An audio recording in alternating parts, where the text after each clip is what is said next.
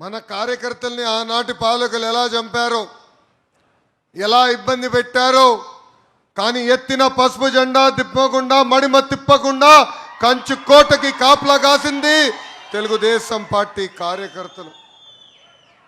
అందుకే తెలుగుదేశం పార్టీలో కార్యకర్తలే మా అధినేత అని నేను చెప్తాను జరిగింది. రాయదుర్గం కోటలో ఎంత పౌరుషం ఉందో ప్రజల కూడా అంతే పౌరుషం ఉంది. ఈరోజు నేను చూసా, అడుగు పెట్టిన దగ్గర నుంచి చూసా, కొంత చర్మం కొంచెం రోడ్డు పైన ఉన్నట్టుంది. మీ ప్రేమ, మీ అభిమానం, పలకరింపు, చెయ్యి లాగే విషయంలో కూడా నేను చూసా. మీ స్టైలే వేరు, మీ పౌరుషమే వేరు. విజయనగరం రాజుల 3వ రాజధాని రాయదుర్గం. మన నియోజకవర్గం గొప్పతనం ఏంటంటే ఇక్కడ పట్టు చీరలు, జీన్స్ కూడా 2 అద్భుతంగా ఫేమస్. ఆనాడు ఒబులాపురం మైనింగ్ ఒక కంపెనీ పెట్టారు. అడ్డగోలుగా గనులు దోచేస్తుంటే ఆనాడు కమిటీ వచ్చి ఏకంగా ప్రజల తరపున పోరాడిన రోజు. మొన్నటి వరకు కూడా ఆ కేసుల కోసం, ఆ కేసు పడితే కోర్టు చుట్టూ తిరిగితే మొన్న కానీ ఆ కేసు పోయే పరిస్థితి. అంటే ప్రజల తరపున నిలబడాం, ప్రజల కోసం పోరాడాం, ప్రజలకి అండగా నిలబడింది ఒక తెలుగుదేశం పార్టీ. మనం చూసాం 2024 ఎన్నికల్లో మీ అందరి శ్రమతో, మీ అందరి కష్టంతో మనందరి కాలువ శ్రీనివాసులు గారిని 43,000 మెజారిటీతో గెలిపిస్తాం జరిగింది. కొంత పేరు చెప్పే దాంట్లో ఇబ్బంది పడుతున్నా, ఎందుకంటే మొన్న జరిగిన బడ్జెట్ సెషన్లో కుటుంబ సభ్యులందరితో కలిసికట్టుగా భోజనం పెట్టా. మనోడు వచ్చాడు, మనోడు తాత తాత తాత తాత అన్నాడు. నేను అడిగా కాలువని, అన్న మొదటి పదం తాతనే వచ్చిందా అని అడిగా. మావాడికి తాతే వచ్చిందని. అప్పటి నుంచి ఎప్పటికప్పుడు తాతనే అన్న. అందుకే కొంచెం పేరు దగ్గర తడబడ్డా ఈరోజు. అంటే ఒక పట్టుదలతో, ఒక క్రమశిక్షణతో నాయకత్వం మన అందరికీ అందించిన వ్యక్తి మన కాలువ గారు. ఆయన ఎప్పుడు నియోజకవర్గ అభివృద్ధి గురించే మనసులో పెట్టుకున్న వ్యక్తి. ఈరోజు మనం చూస్తున్నాం, ఎల్నీనో ఉంది, ప్రపంచం మొత్తం వర్షపాతం చాలా తక్కువ ఉంది. దాంట్లో భాగంగా మన భారతదేశంలో కూడా వర్షాలు తక్కువ ఉన్నాయి, ప్రత్యేకంగా మన రాష్ట్రంలో కూడా తక్కువనే. దారి పొడుగున కేశవ్ గారు కానీ, కాలువన్న కానీ ఎలా నీళ్ళు తీసుకురావాలి, ప్రజలకు ముందర తాగునీరు ఎలా అందించాలి, దాని తర్వాత సాగునీరు ఎలా అందించాలని అహర్నిశలు నాతో చర్చించారు. అంతేకాదు సాగునీటి ప్రాజెక్టులు పెండింగ్లో ఏమేమి ఉన్నాయి, ఎట్లా లింకప్ చేస్తే బాగుంటుంది, మిగిలిన జలాలు ఎలా తీసుకొస్తే బాగుంటుందని అహర్నిశలు నియోజకవర్గం గురించి ఆలోచించే వ్యక్తి మన నాయకుడు కాలువ శ్రీనివాస్ గారు. శాసనసభలో కూడా ఎప్పుడు నాతో కూర్చున్నప్పుడు నియోజకవర్గం ఇది చేయండి, ఈ ప్రాజెక్టులు పెండింగ్ ఉన్నాయని అహర్నిశలు నాతో పోరాడే వ్యక్తి కాలువ గారు. అంటే ప్రజల్ని గుండెల్లో పెట్టుకొని ఏం చేస్తే బాగుంటుంది, ఎలా చేస్తే బాగుంటుందని పొద్దునైనా, మధ్యాహ్నమైనా, రాత్రైనా ఆలోచించే వ్యక్తి మన నాయకుడు కాలువ శ్రీనివాస్ గారు. ఉమ్మడి అనంతపూర్ జిల్లా తెలుగుదేశం పార్టీకే ఒక కంచుకోట. మా కుటుంబాన్ని మీరు ఆశీర్వదించారు, దీవించారు. విశ్వవిఖ్యాత నట సార్వభౌమ స్వర్గశ్రీ నందమూరి తారక రామారావు గారికి శాసనసభకు పంపించిన గొప్ప నేల ఉమ్మడి అనంతపూర్ జిల్లా. మా మామ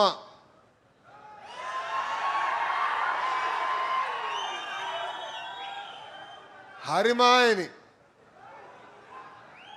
శాసనసభకు కూడా పంపించిన గొప్ప జిల్లా అనంతపూర్ జిల్లా. ఇంకొక మామ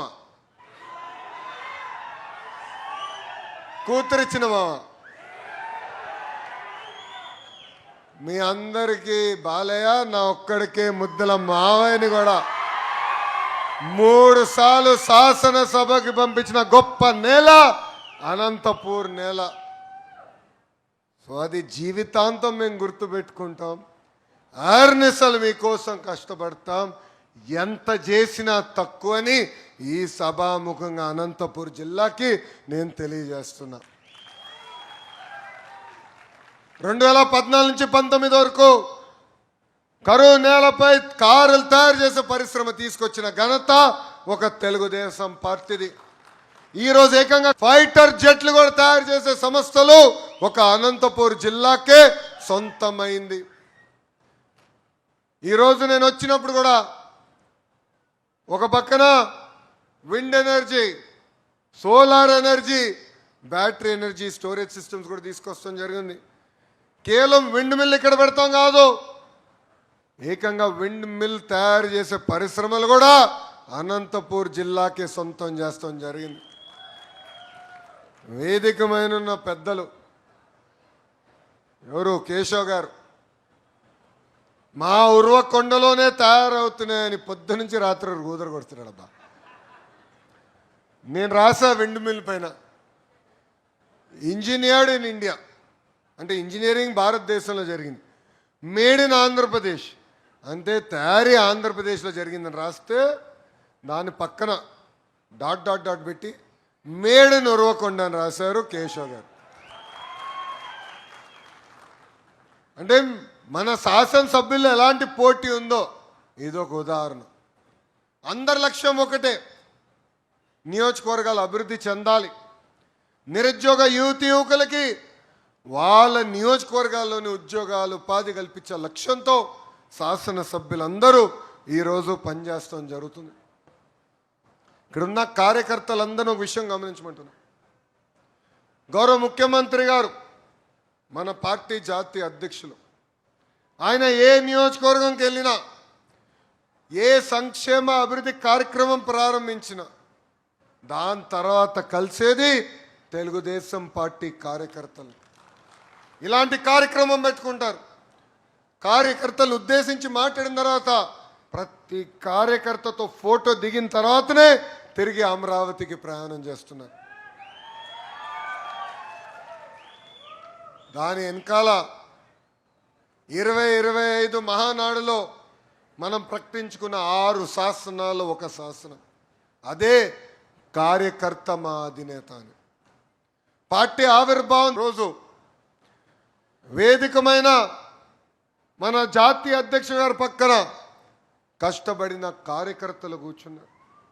వేదిక ముందల కేంద్ర మంత్రులు, రాష్ట్ర మంత్రులు కూర్చున్నారు.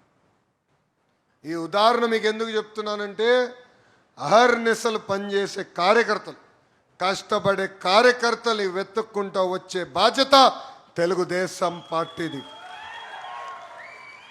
మనందరం చూసాం 2019 నుంచి 24 వరకు ఎంత ఇబ్బంది పడ్డాము. ఒక అంజిరెడ్డి తాతని చూసాం, గుర్తున్నాడా? అంజిరెడ్డి తాత తొడగొట్టి మీసాలు మెలేసి రా బిడ్డ రా అని పుంగనూరులో పసుపు జెండా ఎగిరేసిన వ్యక్తి.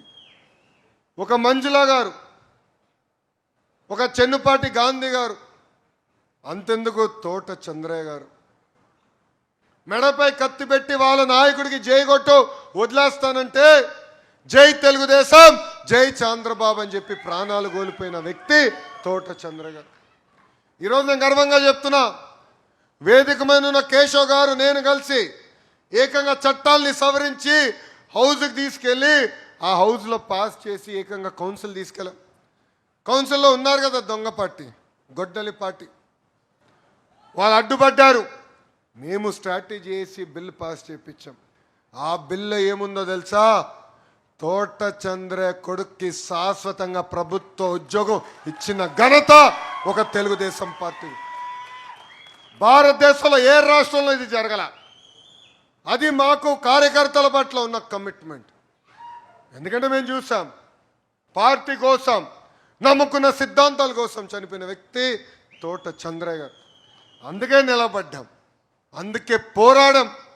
ఒకటి కాదు 2 సంవత్సరాలు పట్టినా చివరికి శాశ్వత ఉద్యోగం ఈరోజు మన పార్టీ అతనికి అందిస్తాం జరిగింది.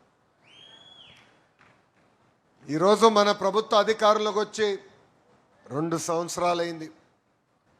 ఇక్కడున్న కార్యకర్తలందరూ ఒక విషయం గుర్తించారు. భారతదేశంలో ఏ రాష్ట్రంలో ఇవ్వని విధంగా వృద్ధులకి 4,000 రూపాయలు పెన్షన్ ఇస్తున్నాం, వికలాంగులకి 6,000 రూపాయలు పెన్షన్ ఇస్తున్నాం.